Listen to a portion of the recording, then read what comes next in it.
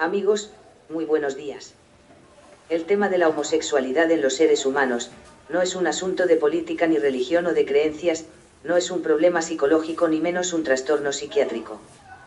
La homosexualidad entre los seres humanos es una condición hormonal, que puede degenerar en un problema de salud mental, en un trastorno traumático o psicosomático de la identidad de género por causa de la ignorancia y la violación de los principios morales. Contra la androginia evidente desde la primera infancia. En el Nuevo Testamento se habla de la manifestación de los hijos de Dios en los tiempos apocalípticos. Pero la palabra Dios significa dos en uno, y se refiere a los dos géneros masculino y femenino del espíritu, espiritualmente unidos en una sola persona. Por eso se le llama el Dios único, es decir, Elohim, que significa andrógino solar. Esos hijos de Dios son los hijos varones unigénitos. Es decir, que nacen de mujer solamente, y no por la concepción con el espermato, el elemento exógeno donde nada el zooide, sino de la fusión de dos fotones divinales de naturaleza solar con diferente género, los cuales descienden hasta la matriz y se plasman en el interior del vientre materno como dos células endógenas de sangre y de agua. Pero los hijos unigénitos nacen evidentemente andróginos, hasta tanto maduren y empiecen a beber mesuradamente la suficiente cantidad de agua de coco. El squirts femenino es el agua viva que salta para la vida, que es la lucidez mental onírica, y cuya naturaleza tiene la propiedad objetiva de nivelar el potencial hormonal y fortalecer la virilidad en los varones afeminados. Todos los organismos somos andróginos desde el principio. Un principio es la idea brillante de crear. Y cuando Dios pensó en crear, su mente resplandeció oníricamente y el universo apareció en la dimensión de los sueños, a la que llamamos eternidad o plano causal, lo que podemos definir como la dimensión de la verdad. Las cosas verdaderas son las que solo se pueden ver y oír a nivel de las vivencias del sueño lúcido, durante el estado de reposo corporal. Este es el Génesis 1, la verdad, lo invisible, la idea abstracta o propósito de hacer algo que todavía no existe en la realidad. Asimismo, sucede cuando un hombre piensa en crear una granja agropecuaria autosuficiente, la sola idea, el solo pensamiento de crear, eso es lo que llama principio. En el principio no hay creación porque el principio es el vacío de la nada, solo la idea de crear que es la verdad. La nada es el Génesis 2, 4, 5 y la creación es la realidad o plano material.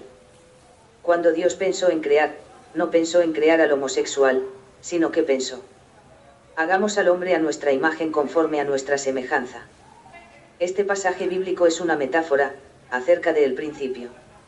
Se refiere al papá y a la mamá de uno mismo, cuando conversan y comparten la idea brillante de engendrar un hijo. De manera que si ellos dos son Dios, ya que dice hagamos, entonces uno es el hijo de Dios, originalmente varón andrógino, es decir, por fuera aparentemente se ve macho, pero ambivalentemente es una hembra. Si analizamos lo que dice en la Escritura, no reza que Dios haya dicho, hagamos a un homosexual, sino que leemos: y dijo Dios, hagamos al hombre a nuestra imagen, conforme a nuestra semejanza, es decir, andrógino. Hagamos al hombre andrógino como nosotros. Y esta androginia es una condición natural de todos los seres vivos. Sin embargo, vemos cómo en muchos niños y en muchas niñas se mantiene la androginia hasta que son ya muy adultos, cuando apenas se inicia la etapa de maduración psicológica. Pero mientras tanto el niño varón crece, se educa, se fortalece y se desarrolla. Debería conocer, aprender y saber aceptarlo, a fin de poder manejar su propia androginia como una condición natural y no como una enfermedad o defecto de los seres vivos, para no trastornarse mentalmente por la confusión sexual, que es natural de su género ambivalente. No se debe confundir género con sexo. El organismo humano tiene dos géneros, uno aparente y otro ambivalente. Pero solamente el género aparente tiene órgano sexual y naturalmente solo uno. Cuando se evidencian dos sexos en el varón o en la hembra, se dice que es hermafrodita. El género humano es el sentido aparente de las características fisonómicas comunes entre sus progenitores biológicos, el varón y la hembra. El género en la especie humana es referente de la cara. Uno, como ser humano, es macho cuando tiene el mismo género y el mismo sexo aparentes que su progenitor masculino. Pero es una hembra, cuando tiene el mismo género y el mismo sexo aparentes en su progenitor femenino. El sexo entonces, es un referente en el género aparente. El sexo es el órgano para la reproducción exógena en todas las especies. Nuestro rostro es semejante al de nuestro progenitor macho o hembra según su género.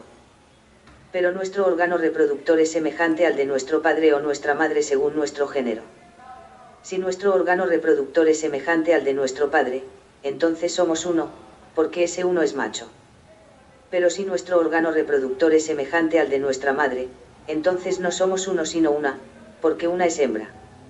De manera que ningún ser humano nace homosexual, porque la especie humana no fue creada para que tuviera sexo ni reproducción exógena, sino para que se multiplicara de manera endógena.